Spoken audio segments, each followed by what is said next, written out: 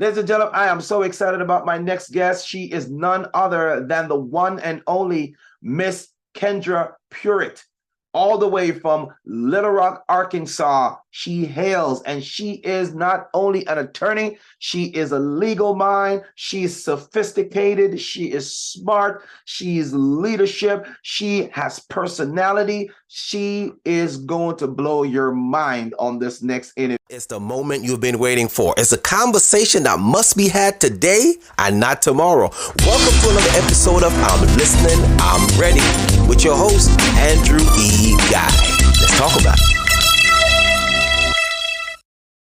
Now, I had a chance to sit down and talk with Kendra, and we talked a little bit about her role as chief of staff serving with Mayor Frank Scott Jr. And you won't believe some of the nuggets that she dropped. She dropped some nuggets. As a matter of fact, she dropped the whole mic, and she dropped some nuggets to help our young people understand that there is no dream that they cannot attain. She also talked about equity, something I've never heard put that way before. And she broke it down to help you understand that equity has nothing to do with color or race, but it's about access to the resources to help you get to the next level.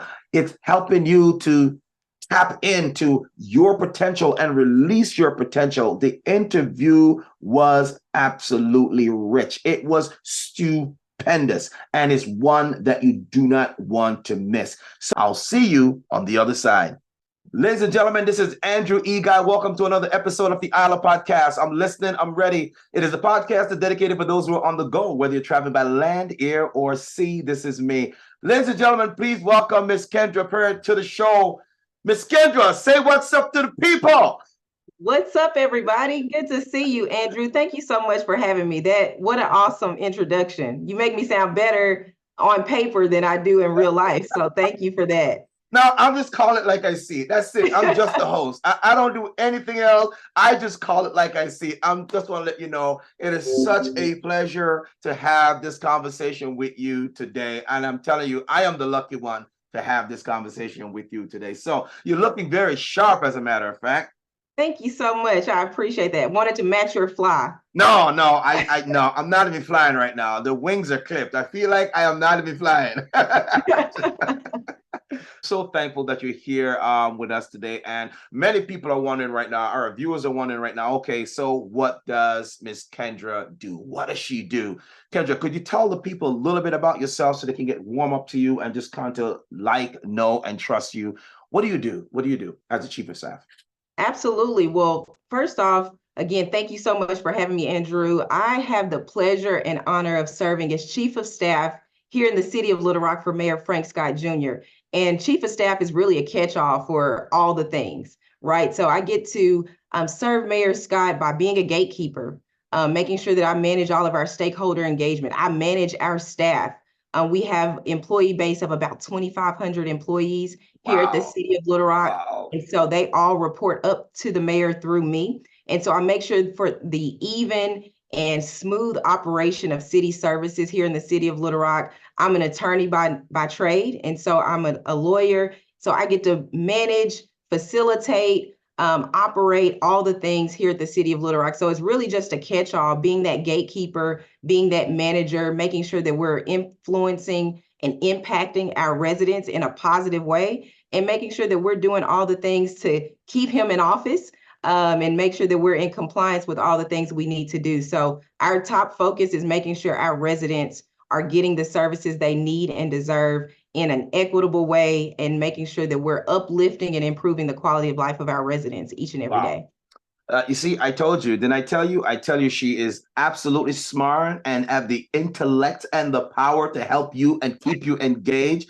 Oh my goodness, I hope you're ready for this interview today, because it's not going to be an interview, it's going to be an interview. She is going to bring it. I am so glad that we had a chance to sit down. Now, Kendra, there's so many things that we want to talk about. The little young ladies who want to be future Kendras are like, oh my gosh, like mommy, daddy, like, wow, what did she do? How did she start? So can you tell us a little bit about, like, how did you get started in your role? We know that you have a legal background, you've been practicing law, but how did this, can you walk us through, like, what was your beginning like? Yeah, great question, Andrew. So what really, I had no desire to work in local government. As you mentioned, after law school, I practiced law at a law firm, corporate law firm, doing a lot of different things, just soaking up and learning from other lawyers how to be a good lawyer. So I did litigation, the things that you see on TV, the courtroom, all the things, drafting pleadings, being in court, arguing motions and things of that sort. But while I was at the firm, I transitioned to our government relations practice. And then I was exposed to compliance work and lobbying work. So I was a state lobbyist where I advocated for my clients to get bills changed to meet whatever needs they had. So that was kind of my first introduction to government work. And even then, I didn't have a desire necessarily to go into government myself, but it was an interesting time in Little Rock. There was a big mayoral election in 2018. Right. And I was actually just called up based on some relationships I had. This is the key to networking. Hold on for a minute. Hold on. Okay. Hold on for a second there, Ms. Kendra. Wait a minute. You said you were called up. Like, what's that like when, somebody get on the phone and just call you up? Can you walk us through that? Because what is a call up like? What's that like? Absolutely. And again, this is why relationship building is so important, and because I'm a product of that. But I happen to know some attorneys at some of the other firms who were working with Mayor Scott, who was just Frank Scott at the time, Yes. Working on his campaign, and they knew my reputation. They knew that I, was a hard worker. They knew that I was smart, and they knew that I just needed an opportunity. And they called me literally on the phone, "Hey, let's grab a drink tonight." A good friend of mine who is now on our city board, also an attorney, Antoine Phillips, he gave me a call and said, "Let's grab a drink." We sat down and he said, "We need your help. We need some different opinions, different voices in the room during this campaign." It became a pretty testy campaign season. And so he asked me, "Could you help us with debate prep? Could you help us with legal research and things of that sort?" And so literally just simply based on my reputation, Wow. some people that I had met gave me a call. We went out for drinks one evening and he said, "I know what you can bring to the table. I know what we're missing. There's a missing voice here, and I think your voice is it." Gosh, oh my gosh. Listen, ladies and gentlemen, if you listen to me for the first time, this is the Andrew E. Guy on the Ilirpodcast. Remember, I'm listening, I'm ready. It is the podcast that's dedicated for those who are on the go. I am sitting, I'm talking, I am breaking intellectual bread with the Chief of Staff, Miss Kendra Pruitt. I'm telling you, listen, she came out of the gate just swinging, as we say down the South, because I went to school in Arkansas, swanging. You hear me? She came out swanging. I'm excited about this. And the purpose of me interjecting right there is to kind of help the next generation to understand that even when you're not being watched, you are being watched. And it's not so much as watching you as an individual, but they're looking at your character and they're looking at your work ethics, and they're going to find out how does your work ethic and character align with their vision. And if they see you as a solution, I guarantee someone is going to get on the phone and call you. All right, so we're going to pick up back from right where we have these drinks, as we say down south. So we have some drinks, and then after we have some drinks, can you walk us through what happened then? Yeah, absolutely. And you're preaching right now, Andrew, because it absolutely matters how you move about. Can I get an amen, sister? Carry on. Amen. Amen. And so again, we went out for drinks. He told me that they needed my voice at the table to make sure that they could get to the finish line. And so from that point on, I tell people all the time, I spent more time at campaign headquarters than I did at my own office during that season. So that was maybe summer of 2018. And we spent a lot of time, again, doing debate prep, doing some legal research for the campaign, preparing Mayor Scott for that election, which again, it was a testy election. And in November, he won the majority of the votes. However, he needed to win with at least 40% of the votes. So we went on to a runoff election in December of 2018. We went to the runoff election, again, continued a lot of the research, a lot of the debate prep and other advising that I did on that campaign, along with a fantastic team. So shout out to Team Scott, who helped Mayor Scott get elected. And we, again, won in December of 2018, pretty convincingly. Mayor Scott became the first popularly elected Black mayor of the city of Little Rock. capital city in the South. Shout out Mayor Scott. Mayor Scott, you got to Yes, be on the show next. I'm telling you right now, because we got to talk about your story. And I need you to talk to absolutely. Mayor Scott. Let him know that we need to connect. He needs to be on the show for real, for real, for real. All right. I'm Let's make that excited. happen. Let's make that happen. But so I want to let you know, subscribe to our channel. That is the Ilirpodcast. Go to YouTube and subscribe at YouTube, which is Ilirpodcast, ILIRPODCAST. Or you can reach us on our website. It is www.theilirpodcast.com. You said something that's quite interesting. You are like now. What I'm looking at, you're almost like this David and Goliath situation. So here's this massive fight going on, and they couldn't find anyone. But, excuse the term, it's like a female David to show up. You know what I mean? And so they reached out and they called you and they said, listen, we got a Goliath on our hand right here. And you're the only voice that we think who has this little rock who can wind this thing up and sling us and get us the win. Like, could you tell us, like, what did that feel like? I know it must feel good. I know it must feel like you've accomplished. I know it must feel like, yeah, finally given a chance to do. But, like, really, what we don't hear, what is going on the inside of you when this opportunity came about? Yeah, no, I think it's a sense of pride for sure. And it's really humbling to know that people see you and they see what you contribute, because some people are a lot more flamboyant. They're a lot louder with their gifts. And so to know when folks are keeping their head down, doing the work, that people see it, that meant a lot to me. And it was very refreshing and, just comforting to know that your work matters. And again, I want to be very clear, this was a great team. It was a team effort, but I really appreciate the fact that there were folks in the room that said, you know what, I think there's something she can contribute, and giving me that opportunity, because I had volunteered on campaigns and things of that sort, but I had never had such a leadership role as an actual campaign advisor, making decisions in those back rooms, because again, it's a lot of folks at that table making a lot of great decisions that people might not ever know about. So it was just so humbling to me as a country girl from Newport, Arkansas, to have an opportunity to have a small place and a small input on seeing this man elected as the mayor of Little Rock was just a huge deal for me. That is fantastic. I'm telling you, ladies and gentlemen, we are listening, we are looking at, we are observing leadership at its best, but also supportive leadership. Because a lot of people think that for you to lead, you have to be in the forefront.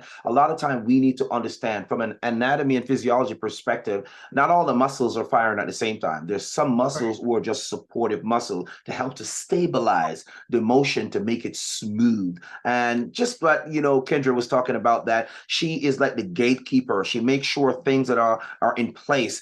Other people are reporting to her. So we talk about work ethic. We talk about just you being able to do and show up every day with your best foot forward to make sure that you're not just known for the opportunity that you've given, but you basically seize the opportunity when you are given those opportunity. Now, Kendra, we're gonna swing the interview a little bit to the left, and we want to talk about some of the things that you're passionate about, right? You talked about, equity in the green room, and a lot of people just throw that around like it's some kind of baseball, hoping that somebody will hit a home run, and it's a swing and a miss again. So can you help break that down for us? Like, what does equity mean for a strong, young Black woman who is powerful in what she is doing, has been called in as a David to say, hey, we need your help? What does equity mean to you, first of all? And then what work are you doing to make this equity accessible to others? Equity, what's your definition of it? Yeah, equity to me simply means meeting people where they are. Mm-hmm. People often make it this really big word or this really kind of taboo word that you can't say or you shouldn't talk about, because they limit it to maybe race or gender or something of that sort. But race to me simply means meeting people where they are. And so whatever you're lacking, whatever you need, making sure that you get those resources, you have access to those resources, those relationships, or what have you, so that you have an even playing field comparative to others, your peers. I'm And gonna so that's jump in right there. I'm gonna yeah. jump in right there. You said you dropped the nugget, you dropped the mic. I hope you didn't break it. You just boom, dropped the mic right there. And so I gotta interject. Now you talked about equity, and a lot of people are like, what are you talking about? Oh, God, can you see the brown skyline? Can you see the Texas skyline? Pray for me, okay? I need help here. Now, the reason why I did that, animated version is really to kind of drag your attention back to what's most important in this interview that Kendra is talking about. And so, and in the green room, we were talking and we came up with this rendition of what equity, my rendition of what equity is. It's why is equity not about race, but access to resources? Why is it not about race, but access to resource? Could you talk to us about that? Yeah, because I see equity is, again, making sure that you have an even playing field. You can have racial equity. That's important because certain races have been underserved and underrepresented forever, in this country, especially. And so making sure that you have those resources to those races, those genders, those whatever that have been underrepresented. And so I think it requires us to expand our thinking. It challenges us to be uncomfortable. And I think that's why people limit it to race, because it's like, no, we don't want to talk about that. It's taboo. But when we're talking about equity in general, it literally means making sure that folks have access and opportunities so that they can have equality. It doesn't mean giving everybody the same amount, but it's making sure that we have the same outcomes for everyone. And I think, Andrew, I think you deserve access to the American dream just as much as I do, just as much as our counterparts, whether it's our white counterpart, whether it's our Indian or Jewish counterpart. We should have the same opportunity to the outcomes that they have, no matter what we look like or where we come from. And that's what equity means to me. Love it. I mean, it could not have been said better. I'm telling you right now, wow, we could even cut the show right now and done. It's done. Like, wow, this is what we need to understand. So equity is about access to the resource so you can get a start. Now, how you finish is up to you once you've gotten those resources. Just like Kendra, when she got the call, that was an opportunity. That was access to show off her skill and her work ethic. So having this equity in the right place at the right time means you have to be ready to take the stand and start. Someone is just not going to give you a resource if you're not going to use it. Misuse of resource basically creates inequity. Does that make sense? Right. So if someone were to give you the resource and you did not know how to utilize it or use it for the betterment of what you say you're going to do, then it has nothing to do with skin tone. It has to do with your mentality, your morals, and will you be using these particular resources to meet the needs of the people and the project that you set out to do. Kendra, that is so powerful. Now, I want to ask you this other thing. What does equality look like or equity look like at work for you? Yeah, that's why I took this job. So after Mayor Scott won in December, I remember being home in my hometown of Newport, and he gave me a call and said, "Hey, I can't do this without you. Would you be willing to join this team?" And I took that job because I have an opportunity day in and day out to make sure that we're infusing equity in everything that we do. And that's from city services like our police, our fire, whether it's picking up trash or providing community programs. We make sure that we're equitable in reaching our neighborhoods, our communities that have been underserved and underrepresented. They may need a little more help in the southwest part of our city than our west part of our city. And so I get to make those decisions to ensure that they are getting extra attention so that they can have the same outcomes as our residents in more affluent parts of our city. Big responsibility. How do you carry this? How do you wear this? Wow. Don't people understand? Let me speak from a Southern perspective. Don't folks understand what you are carrying, the load that's on your shoulder? Don't they know? Now I'm going to give you an amen again, because listen, that is the question of the century for me, because it is a lot. It's a heavy burden to carry, but thank God, God is good, because yes. I feel like I am unqualified for this work and these decisions, but God has positioned me to and prepared me. We say that God calls those unqualified and make them qualified. And so I'm excited and privileged and honored and blessed to carry this. I don't look like what I've been through, Andrew. Okay. Oh, wait a minute. Pause. Mic drop. Boom. Wait, whoa. Just, whoa, we dropped the mic over here. Hey, everything okay back there? Hey. The staff back there just laughing at me. Hey, no, the mic is okay. She dropped the mic. Wow. Oh my goodness. Now you said something that, God called you for this role. And a lot of times I think that we kind of shy away from that call. We always think that we are not ready, right?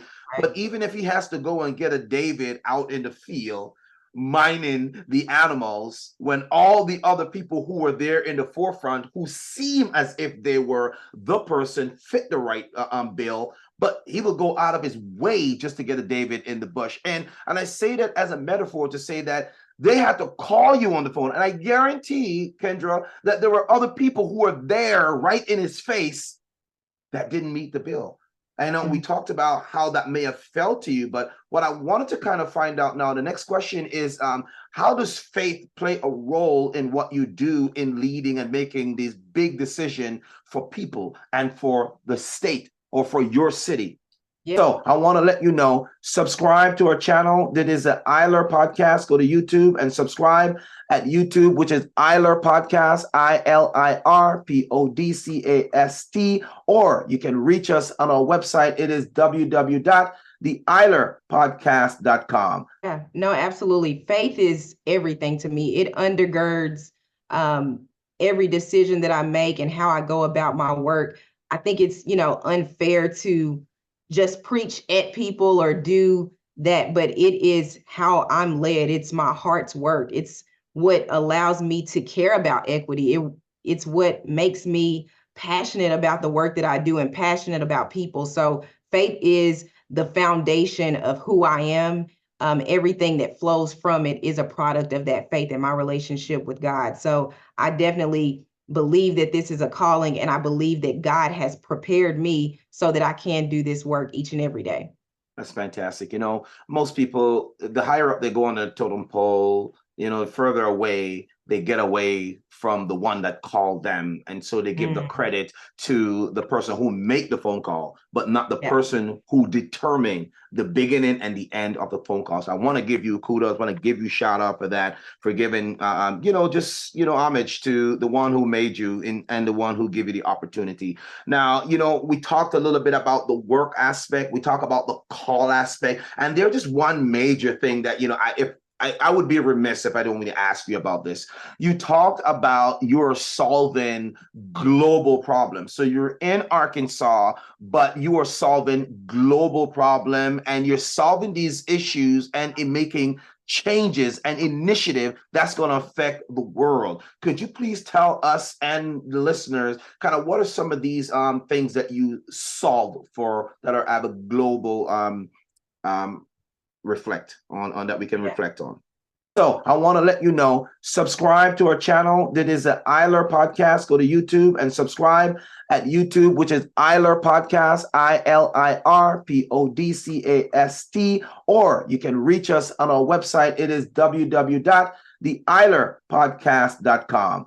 Yeah, so some of the decisions I make impact, kind of on the minor scale, right? So I have issues where a certain resident might have a particular issue with their drainage or something like that. Those seem very minute in the grand scheme of things. But I also have an opportunity to make kind of global changes in the work that we do. And that goes back to the equity piece, because if we're impacting folks where we're giving them an opportunity to build wealth as a community, not just on an individual basis, but if we're uplifting and creating economic mobility for underrepresented communities, that is a global issue.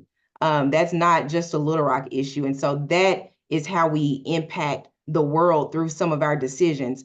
We work alongside cities across the country. So while I serve as chief of staff, I consult. I get to work with folks from other places and other, municipalities, no matter what position they're in. And so we're able to leverage a lot of this work from economics to education, to health and wellness across the board. It runs the gamut. We're able to infuse a lot of that equity mindset across not only Arkansas, not only Little Rock, but beyond. And so that's how I feel like my work is impactful beyond just what I do now. And Yes. so, like talking to you, Andrew, we're talking to the world. We get to talk Absolutely. a little bit about the importance of Absolutely. economic mobility and everything else. And so I'm super grateful for the opportunity to do that work. That's fantastic.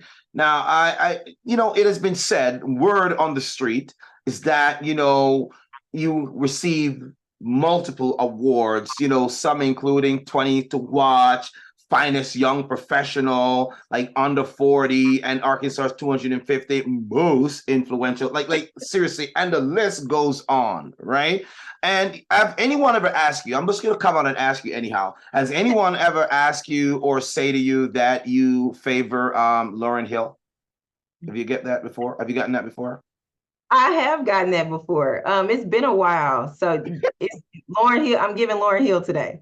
Yeah, so I'm just saying, you got that Lauryn Hill approach to solving problems. So, she does it lyrically and you doing it, legally. So therefore, you guys are still doing a big shout out to Lauryn Hill because she's just an amazing individual in terms of her professionalism and how she brings across the lyrics to help people to emancipate themselves.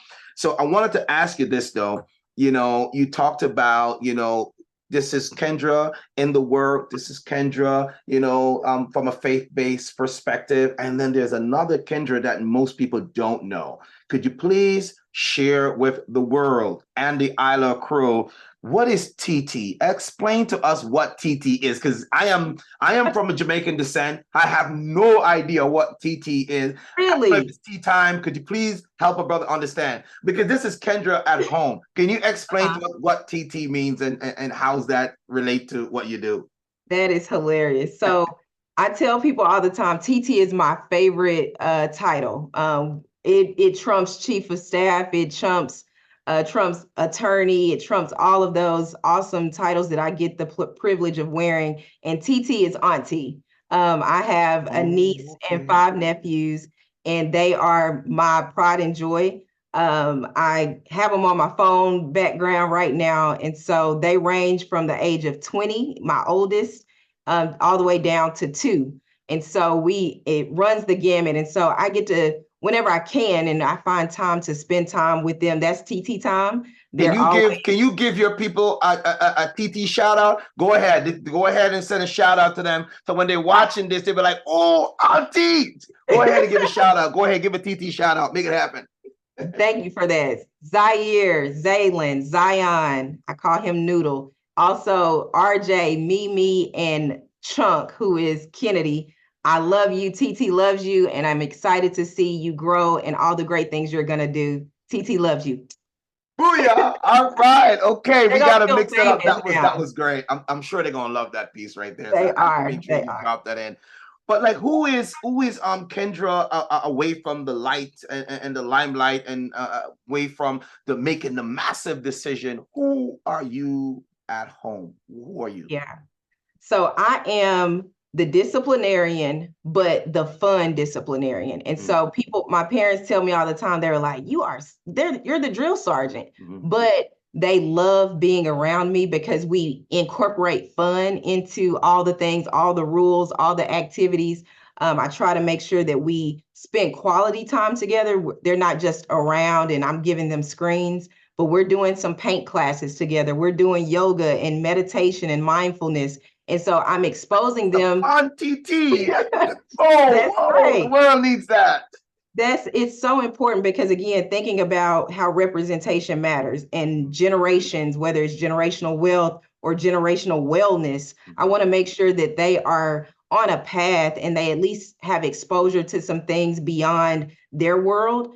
We come from a rural Arkansas background, and so you don't have a lot of opportunities where you're learning and you're growing and evolving. And so I try to expose them to the world, whether that's through travel or through experiences that we do together. We're always trying to experience some cultural institution or some new practice that they might not be familiar with. But that's what I try to be as kind of this disciplinarian drill sergeant, making sure that they're well behaved and well spoken and on a path to greatness, but also giving them the freedom and grace to be individuals is kind of what, and so the way you do that is exposing them to different things and identifying what they like. I feel the older boys, they love sports.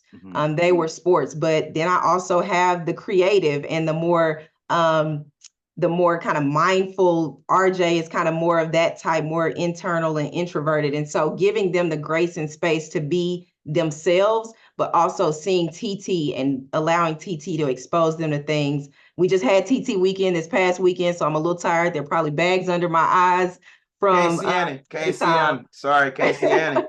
I'm but saying yeah, this is so amazing. we do I'm all so the things.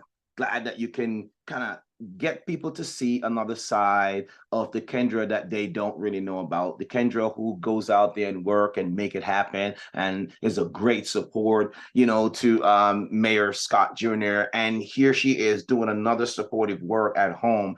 And it's almost like you're saying, I'm leading here, but I'm building a legacy at home. I'm Right. doing this, but I'm doing it because I'm setting an example. I'm That's saying this, but I'm living this. I've done this, but this is why I've done it. This is who have led me. This is where my source of inspiration. This is where the person who have called me, the God who have given me breath, and this is why I'm doing it, because to him gets all the glory. And that's just how I do it myself too, right? So I'm excited about that. Now, you know what? I wanted to find out, if there was something that you would love to share with our audience for those who aspire to become more than people have said that they were, because you're going to have those haters, right? You just got to just leave them and keep living and they'll disappear.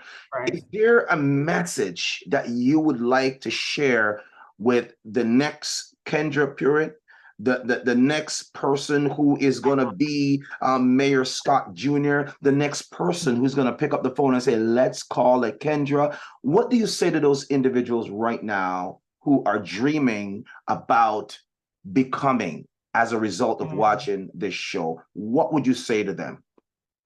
I tell people to grow where you're planted. It's not by happenstance that you are in the circumstances that you're in. It's not by happenstance that you're exposed to the people that you're exposed to, and to really leverage that opportunity, whether it's good, bad, or otherwise. Soak that up and use that as your motivation. Use that as your fuel to go change the world. And changing the world looks a lot of different ways for a lot of different people. But I tell people that examine how the world makes you feel. That's how you identify what your purpose is. You examine the world around you and you like, this pissed me off. When I see this inequity or when I see this issue, this is what makes me angry. This makes me sick to my stomach. That's how you know that is speaking to you in a special way. And after examining the world around you, you educate yourself on what that particular issue is. And education is beyond formal education. And then that's when you execute. So I often tell people and leave them with those 3 E's: examine, educate, and then execute. And that's how we all collectively can move the ball down the field, move the needle to improve life for people who look like us and our peers, so that we all can level up together. Wow. I'm telling you, that is a full statement. And I'm going to tell you something. It could not have been said any better. If you want to change your life, you must first, according to Kendra Pruitt, the chief of staff of Little Rock, Arkansas, one of the go-to individual and the supporting pillars to Mayor Frank Scott Jr. She says this in her illustrious word. She said, if you want to become a world changer, you must examine, you must educate, and you must execute. The 3 E's. And I want to call it E cube, quote unquote, Kendra Pruitt. Ladies and gentlemen, that has been our time. I really want to thank Miss Kendra for her time. I want to thank her for the nuggets and the many mics that she has dropped around here in this interview. And I'm looking so forward to having another follow-up to this conversation, because there were so many things that we discussed in the green room that we wanted to bring to you, but we can only give you so much at a time. We don't want to choke you. We just want to give you a little taste, but then boom, next time we come back, we may have Mayor Scott on the show too, and it will be all three of us on the panel talking about some of the challenges that he has gone through becoming mayor and so forth. I did not talk about her challenges as yet. That's coming up next, but I just wanted to give you an overview of the individual that we are sitting down and having breaking intellectual bread with. So Kendra, I want you to just kind of just send us off with a great thank you for everything, and just a big shout out to everyone out there. So if you have a final word that you want to give to them, and just lead us out. Thank you so much for your time, and I'm going to bring it over to Miss Kendra. Go ahead. Thank you so much, Andrew, and all of the listeners. Thank you so much for tuning in. It means a lot to me. It means a lot to the world that you are educating yourself on all of these world changers that Andrew talks to each and every week. I appreciate your support of me and the work that we do in Little Rock and beyond. Please continue to follow us and follow our work. I would love to connect with you on social media at Kendra Pruitt, at Kendra K. Pruitt on all platforms. My name is Kendra Pruitt. I have the pleasure and honor of serving as Chief of Staff in the City of Little Rock, attorney, consultant, all the things. And it was my absolute honor and pleasure to visit with Andrew Guy on I'm Listening, I'm Ready. I was not ready for the valuable insight that he had and the great experience and conversation that we were able to share on our interview. Please continue to listen. Please continue to subscribe. This was a great experience, and I'm happy to be a part. Looking forward to connecting and being in touch. Andrew, I can't wait for part 2. Until next time, keep listening, live ready, talk soon.